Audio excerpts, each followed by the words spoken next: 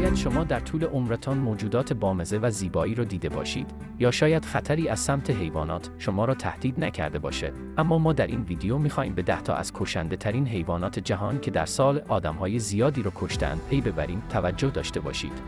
این آمار و هیچ آمار دیگری به طور کاملا دقیق نیست و یک آمار تقریبی است. این رتبه بندی بر اساس تعداد مرگ و میر توسط حیوانات در یک سال است. قبل از اینکه بریم سراغ ویدیو خوشحال میشم چنلم رو سابسکرایب کنید و زنگوله هم روی آل قرار دهید تا از هر ویدیوی جدیدی که میذاریم با خبر باشید. ممنونم. بریم سراغ ویدیو. شماره 10. اسب‌های آبی. اسب‌های آبی بزرگترین پستانداران خشکی نیستند، اما بدون شک در میان چند جانور سنگین وزن پستاندار قرار دارند.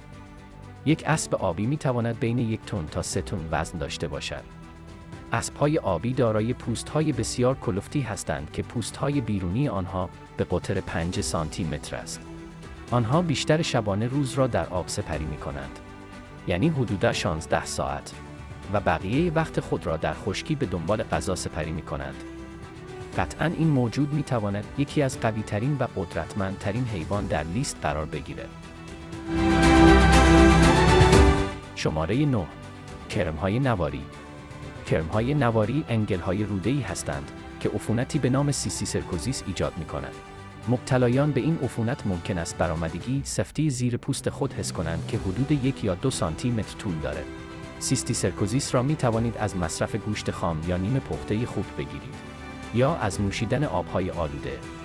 اگر حیوان میزبان مانند خوک کرم نواری داشته باشد، بخش‌هایی از کرم یا تخم‌های آن ممکن است در مدفوع میزبان وجود داشته باشد. اینها روی خاک می‌ریزند و هر بخش ممکن است حاوی هزاران کرم باشد. شماره 8. تمساح.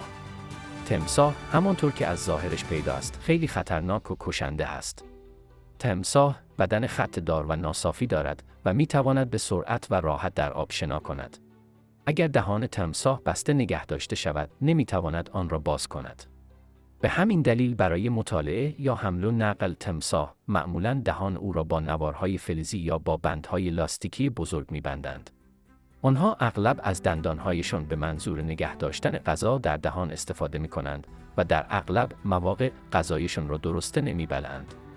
معمولاً تمساح‌ها در نواحی رودخانه‌ای به ویژه در برکه‌هایی که آب اون عمیق باشد زندگی می‌کنند و در واقع تاکنون هیچ شواهدی مبنی بر زیست این حیوان در آب‌های شور به دست نیامده است.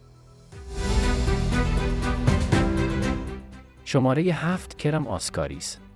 آسکاریس انگلی است که در روده کوچک ایجاد عفونت می‌کند و می‌تواند تا 30 سانتی متر در بدن رشد کند. آسکاریس به طور مستقیم از فردی به فرد دیگر منتقل نمی‌شود. زمانی که فرد به خاک آلوده به مدفوع انسان دست بزند و یا گوشت، آب، سبزیجات و میوه‌های آلوده به انگل را مصرف کند، کرم آسکاریس وارد بدن او می‌شود. یکی دیگر از راه‌های ابتلا به کرم آسکاریس مصرف جگر نپخته، خوک یا مرغ آلوده به انگل است. از عوارض این کرم می‌توان گفت از دست دادن اشتها، سوء تغذیه، انسداد یا سوراخ شدن روده است. شماره 6. پشه تسه تسه. نیش پشه تسه تسه بسیار ناخوشایند است. در حقیقت این نوع مگس ناقل نوعی انگل است که عامل بیماری خواب است. بیماری با تب و سردرد شروع شده و بیمار چند هفته با این علائم درگیر است. در مرحله دوم خستگی و ضعف شدید به اون اضافه می شود. اگر درمان صورت نگیرد، خستگی و ضعف زیاد می شود و بیمار در نهایت از دنیا می رود. جالب است بدونید که این حشره در هر وعده از وعده‌های غذایی خود به اندازه وزنی که دارد خون می‌مکد. این نوع از مگس‌ها در واقع حشراتی هستند که از خون موجودات مختلف تغذیه می‌کنند و بیشتر علاقه دارند که از خون انسان‌ها و سایر حیوانات بنوشند. این مگس به حدی قوی است که حتی پوست حیواناتی مانند فیل که بسیار سفت و کلفت است را سوراخ می‌کند و از خون آن می‌مکد. شماره 5. سن قاتل. این جانور بعد از اینکه شکار خودش را به زهر آغشته کرد، اجزای داخلی بدنش را می‌خورد و اجزای باقی مانده طعمش را به انتهای بدنش می‌چسباند تا به عنوان سپر دفاعی یا استتار از او محافظت کند.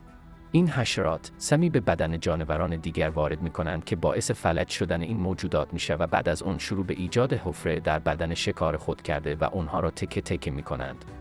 سن قاتل شما را می‌گزد، خون شما را می‌کند و بیماری به نام شاگاس را به شما منتقل می‌کند. این بیماری باعث عفونت و التهاب بافت‌های بدن می‌شود. شماره 4. حلزون آب‌های شیرین.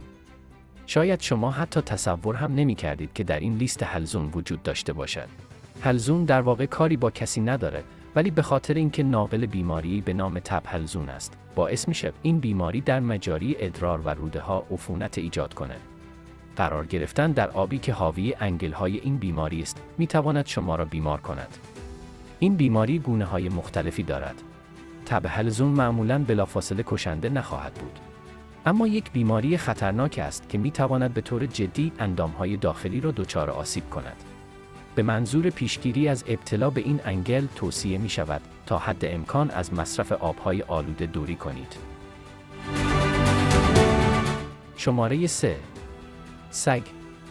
شاید باورش براتون سخت باشه که یکی از بهترین دوست‌های انسان، یکی از علت‌های مرگ انسان در میان حیوانات باشد.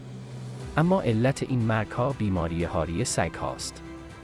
البته سگ‌هایی که واکسن هاری را زده باشند خطر زیادی برای انسان ندارند. کسانی که دچار بیماری هاری شدند 99% از سگ‌ها بوده است. بیشتر مواقع انتقال بیماری هاری از طریق گاز گرفتن بوده است. هاری را می‌توان با واکسن از بین برد. اما در مناطق دورافتاده که واکسیناسیون انجام نمی‌شود، سالانه تعداد زیادی جان خود را در اثر هاری از دست می‌دهند. شماره 2. مار. بیشتر مردم از مارها می‌ترسند، اما کسانی هم هستند که عاشق مارها هستند و از آنها نمی‌ترسند. جالب است بدونید که یکی از راه‌های تشخیص سمی بودن یا سمی نبودن مارها از راه مردمک چشم آنهاست. مارهای سمی دارای مردمک‌های باریک، سیاه و عمودی هستند که توسط کره چشم زرد و سبز رنگ احاطه شده‌اند. مارها از زهر خود با احتیاط فراوان استفاده می‌کنند که برای ناتوان کردن طعمه یا دفاع از خود در برابر شکارچیان به بدن آنها تزریق می‌کنند. سم مار از طریق خون جریان پیدا می‌کند. البته تمام مارها از روش یکسانی برای کشتن شما استفاده نمی‌کنند. مثلا مارهای کبرا برای اینکه شما را بکشند لازم نیست لمستان کنند و از دور به شما سم می‌پاشند. شماره 1. پشه. درسته، کشنده ترین موجود جهان پشه است. در واقع منظور ما از پشه یک نوع خاص از آن نیست و همه آنها را شامل می‌شود. پشه‌ها بیماری‌هایی مانند زیکا، مالاریا، تبدنگی و تب زرد را منتقل می‌کنند که همگی کشنده هستند. فقط پشه‌های ماده، انسان و پستانداران را نیش می‌زنند تا پروتئین موجود در خون را که برای تخم‌گذاری لازم است به دست آورند و نرها شهدگل را به عنوان منبع غذایی اصلی خود ترجیح می‌دهند. ما 3500 گونه پشه داریم و جالبه بدونید قدمت پشه‌ها به 400 میلیون سال در دوره تریاس می‌رسد. خوشبختانه راه‌های زیادی برای مقابله با پشه‌ها وجود دارد.